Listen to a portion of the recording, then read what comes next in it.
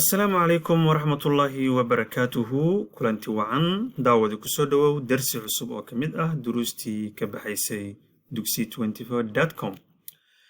درسيغان مانتا عن قادنينو حوكو سابسن يهي نون تريبان iyo tanwiinta iyo axkaamteeda waa qayb ka mid ah cilmiga tajwiidka iyo cilmiga loo yaqaano qurxinta quraanka maadaama aan ku jirno bisha ramadaanka waxaa muhiim ah in aan culumta quraanka la noolaano culumta quraankana aan barano marka insha Allah taala waqtiga qayb ka mid ah waxaan gelinayaa in aan idin soo gudbiyo kolba axkaamta tajwiidka qayb ka mid ah si aad ma insha Allah taala quraankii loogu tabaqo quraankiina loo qurxiyo maanta cashirka aan qaadanayno wuxuu ku saabsan yahay nuunta reeban iyo tanwiinta iyo xukunkeeda xukunkeeduna waxa weeyaan ahkaamu nuun saakina wa tanwiin nuunta reeban iyo tanwiinta xukunkeeda iyo ahkaamteeda ayaan rabnaa insha Allah taala in aan cashirkan ku qaada dhigno waxaan sharxaynaa marka ugu horeysa maxay tahay nuunta reeban iyo tanwiintu nuunta reeban iyo tanwiintu nuuntu waxa weeyaan waa nuun ay reebniin calaamada reebniinku ay saaran tahay marka haddii aad aragto nuun ay calaamada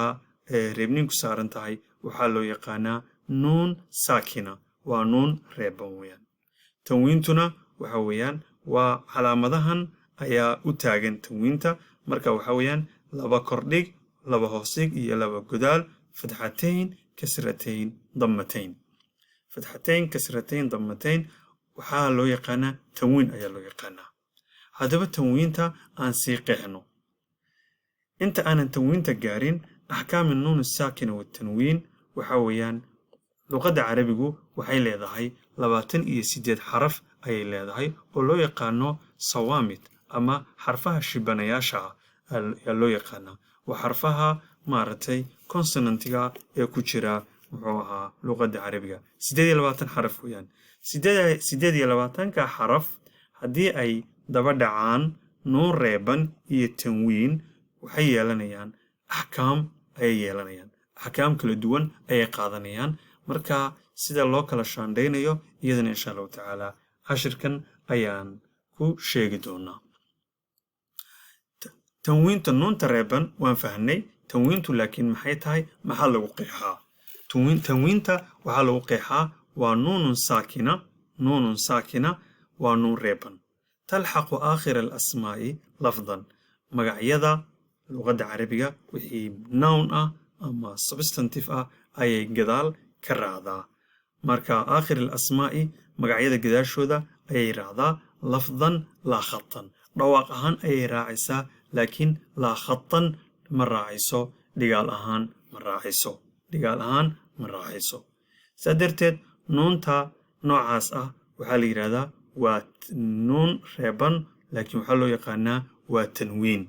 saa darteed tusaale ahaan oo kale haddii aan aragno tusaalahan ood aragtid waxaad arkaysaa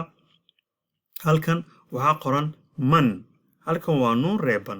reeban weeyaan nuun reeban laakiin halkan man waxaad arkaysaa magac maaragtay ay manta ugu dambayso marka halkan waxaan maqalnaa man nuun reeban ayaan maqalnaa laakiin meesha kuma aragno uma jeedno nuun reeban oo meesha ku taala sida halkan ay u muuqato marka tan waa nuun reeban oo caadi ah halkanna waxaan maqalnaa nuun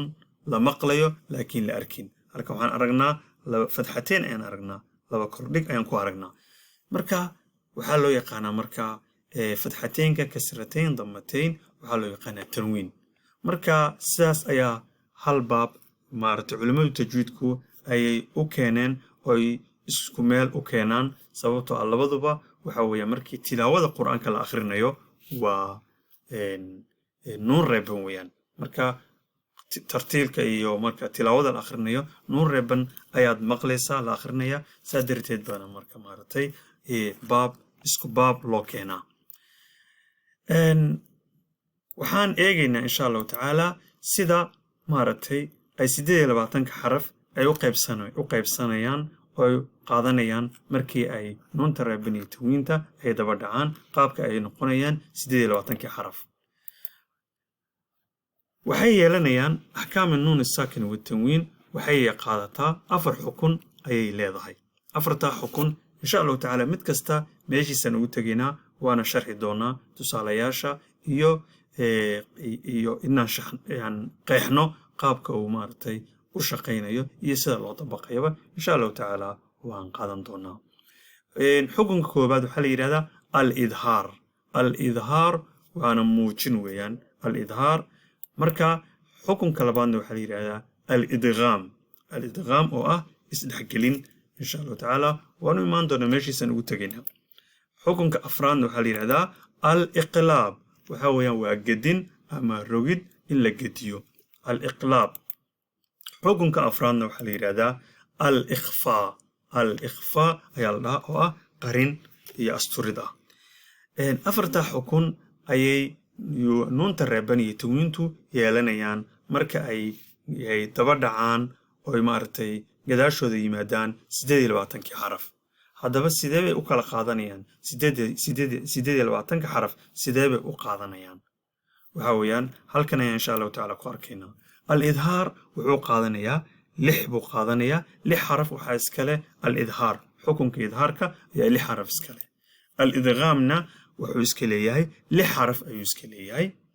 maartay al-iqlaabna iqlaabkuna wuxuu leeyahay xarfun waahid hal xaraf kaliya ayuu leeyahay al-ikhfaana wuxuu leeyahay 15 xaraf haddaba isku dar waxa weeyaan 6 ku dar waa 12 xaraf kalena ku dar hal xarafna ku dar waxa waa 13 loo geeyay 15 waxay noqonaysaa totalku wadartoodu waxay noqonaysaa 28 xaraf sidaas bay u kala qaadanayaan insha Allah taala darsiga xiga ayaan insha Allah taala ku sheegi doonaa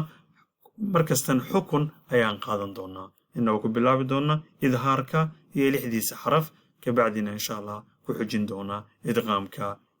sidaasaan ku wadaynaa al-iqlaab al-ikhfa saasan insha Allah taala ku qaadanayna marka jazaakumullahu khayran ka faa'iideysi wacan